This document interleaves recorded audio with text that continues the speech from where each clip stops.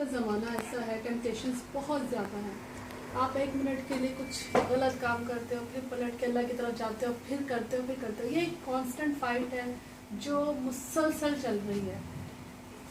کیا ہم ظاہر سی باتیں جاتے ہیں اللہ کی طرف، وہ بھی ٹھیک ہے، اور ٹیمپٹیشن آپ کو کہیں نہ کہیں پکڑ ہی لیتی ہیں سم ہاؤ.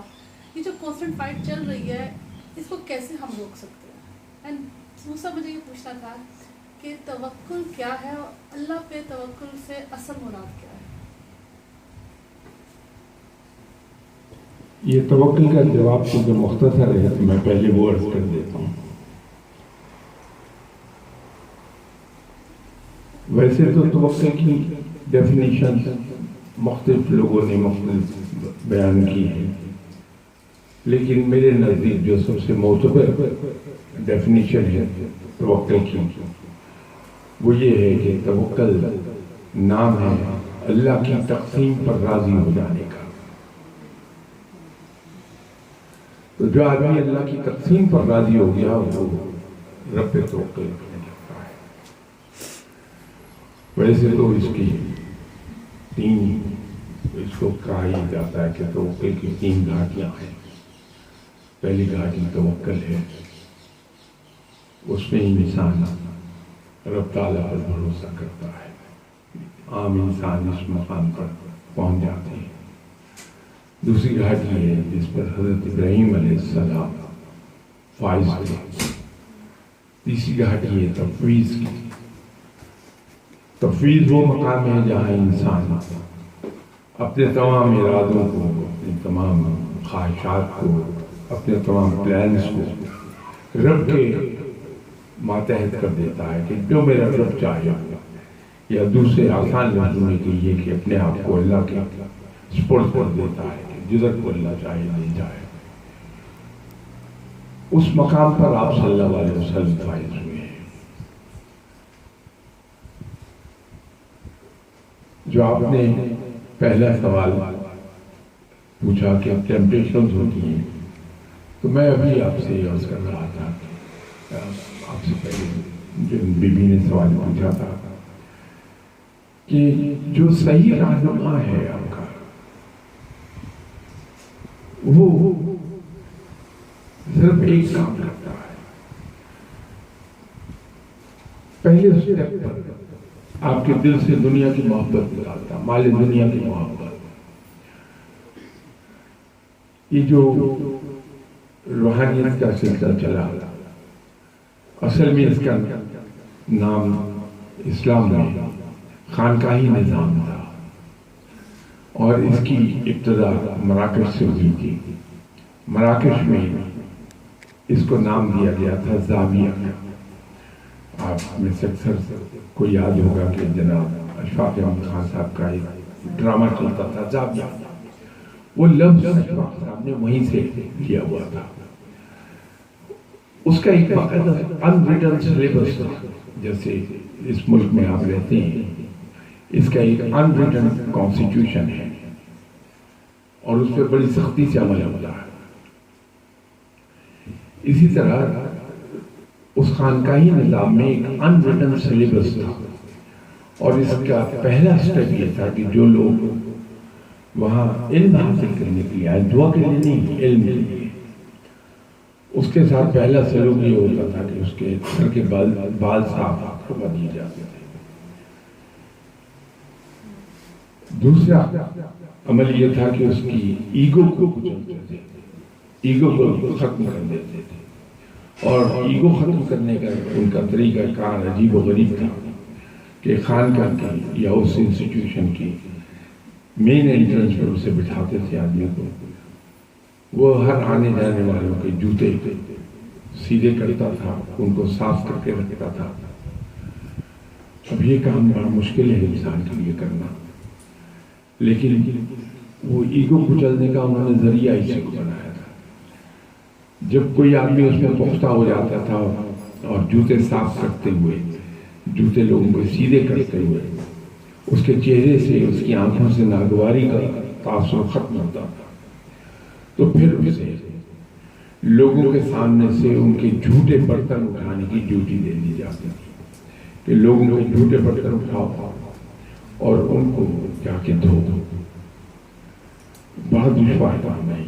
سننے میں تو آسان لگتا ہے لیکن بہت دشوار کام ہے کہ کسی کے جوتے برتن دھوئے جائیں.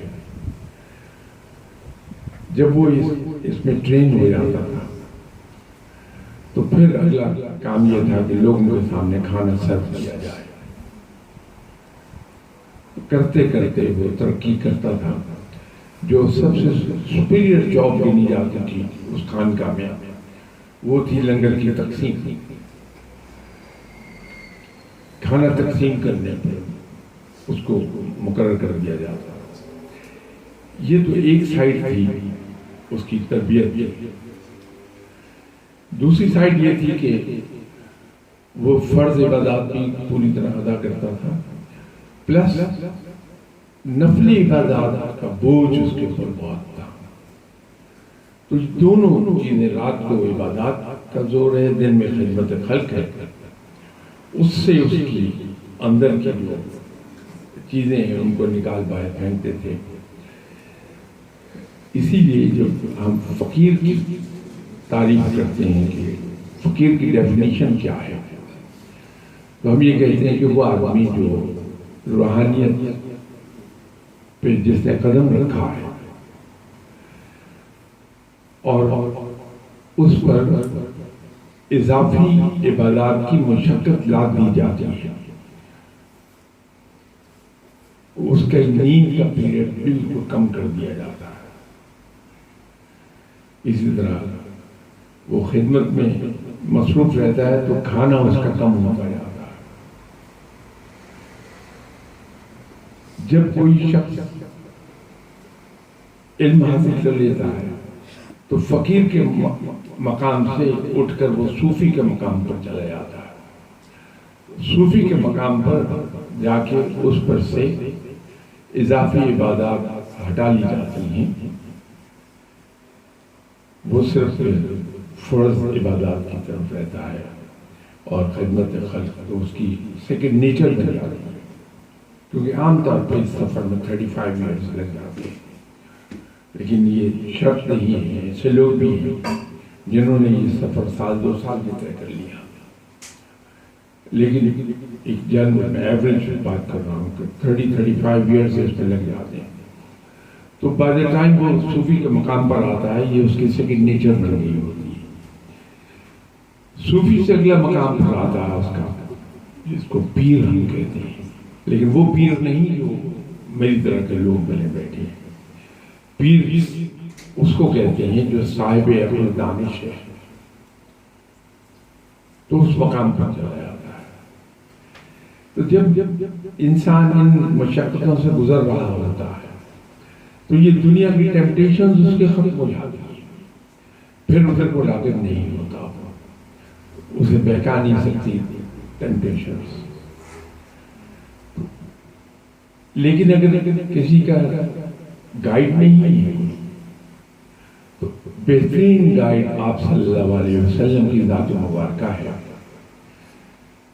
کچھ مت کیجیے، آنکھیں بند کر کے اپنے ہر کام میں، اپنے ہر فعل میں، اپنے ہر قدم جو اٹھا رہے ہیں صرف ایک بار مڑ کے یہ دیکھ لیں کہ آپ صلی اللہ علیہ وسلم نے ایسے موقع پہ کیا فعل فرمایا تھا.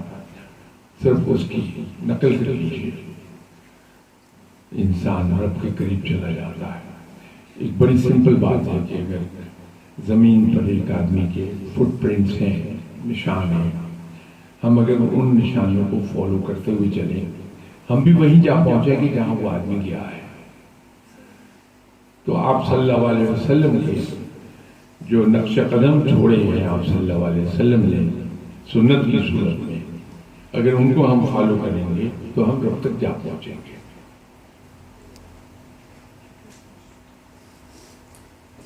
سب سے پہلے بہت بہت شکریہ، آپ نے قیمتی وقت میں سے